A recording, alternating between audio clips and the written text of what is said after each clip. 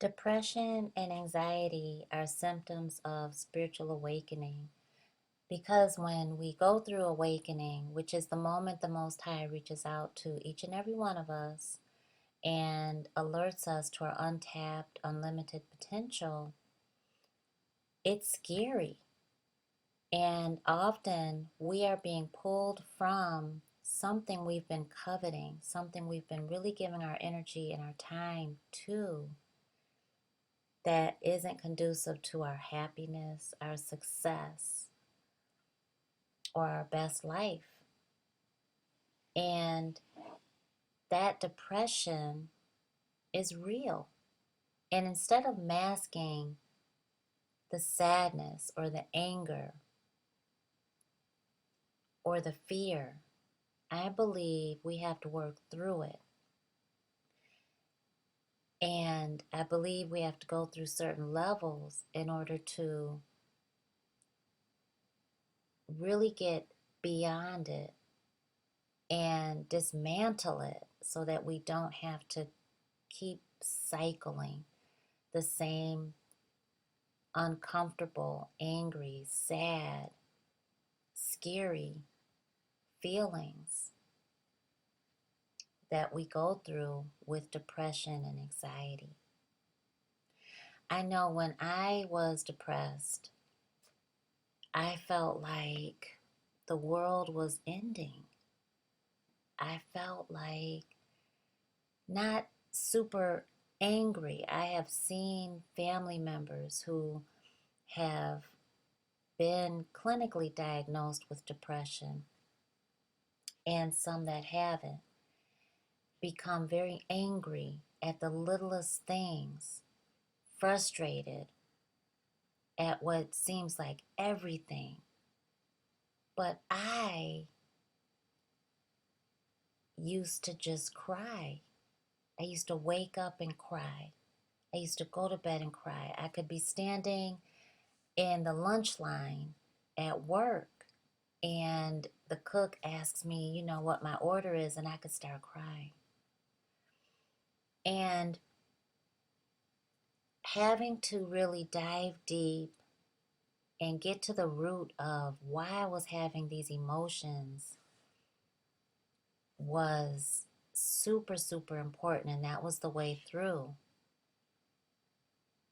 And I realized it was definitely an awakening that I was going through because my life had taken on a significant turn in my family life, my personal life. And it was freaking me out. Another time that I began another spiritual awakening, and that was the moment God was alerting me to changes in my relationship with my twin flame. We had reunited, and other women were involved, and I could not figure out how to work past that, how to work through it. Do I ignore it? I know the red flags were there, and we were dealing with the responsibilities and the obligations and the fears of three-dimensional, third-dimensional life. And I didn't want to stop seeing him, and I didn't know what to do. And depression came just like that. And I remember going through all the drama, the relationship drama, and all of the sadness and pain. And I remember just wanting to cry all of the time, and then becoming frustrated and angry, but mostly just sad. But I had to work through why I was feeling this anxiety and depression. And my spiritual awakening was the reunion between my twin flame and I. And Source was alerting me to speaking up for myself and learning relationship in a way that I had never learned it before, and experiencing a type of love that I had never experienced before, and how to see the red flags and honor them like I had never done before. And so going through that was doing a lot of shadow work and a lot of speaking my truth, but keeping it very real with myself and what I could handle and what I couldn't. So I had to learn my limitations. And I had to learn how to keep moving forward because I had a daughter that depended on me. And so the anxiety and the depression were all a part of my awakening. And I've gone through several different awakenings before and after, and I can account to experiencing anxiety and depression during many awakenings, but not all of them. In my private coaching clients, I can say that that is the norm as well. When you experience in a spiritual awakening, it is something that Spirit's asking you to detach from as well. That's the second step. You're aware of some signs that are coming in. That's the first step, your awareness. And Spirit's alerting you to something major in your life that's getting ready to change. And so the second step is detachment. What are you being asked to detach from? I was being asked to detach from the way I used to do relationship. I used to run. I was a definite runner. When it got emotionally intense, I just said, forget it. I'm not dealing with it. I saw a red flag, I would run. Instead of facing it head on and recognizing it as a red flag, and then the tough part, what are we going to do about it? Choosing, making a decision to stay and to face it head on. That would be the part that I would run. And so I was being asked during this spiritual awakening, when my twin flame and I reunited, to stay put and do the tough work. And that took vulnerability, which is step number 3. In your awakening, to deal with those symptoms, it takes vulnerability and openness to change, a willingness to dive in and know that you're going to be okay. Faith, belief in yourself, belief in the Most High, belief in the other person if there's someone else involved. Belief in the unknown, though, and that's growth. That's faith. And I received the aha moment, the enlightenment moment, which is the next step. And that enlightenment moment was, okay, this is way different. And at the time, we didn't know twin flame. We knew soulmate. We didn't know twin flame. And we just knew that we had manifested our reunion and realized we did that without being in touch with each other for over 20 years.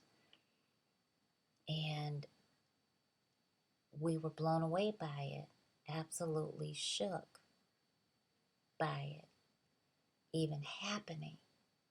And then I had to accept that this was happening, that we were this blessed to reunite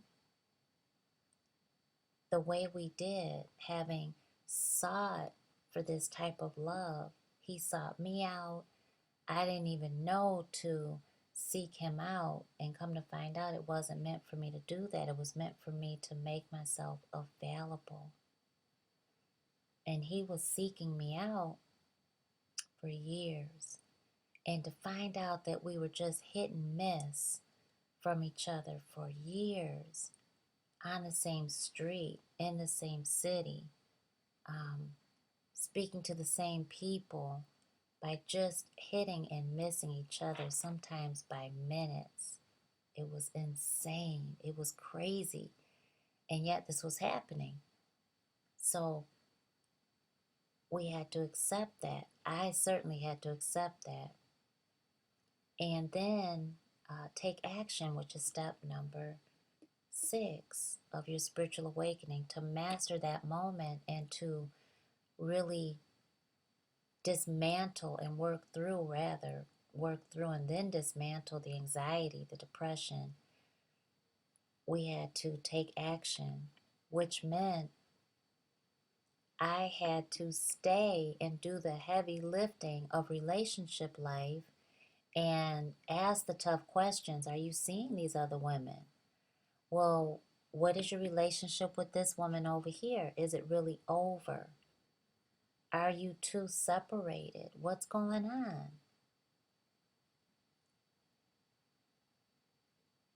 The whole 9 yards. How many children do you really have? Everything. And really stepping into the reality of our reunion and what that all entailed. What did he come with? What did I come with? What baggage were we both bringing to the table? What baggage is popping up that I don't even want to admit is in my closet? And taking action to deal with that.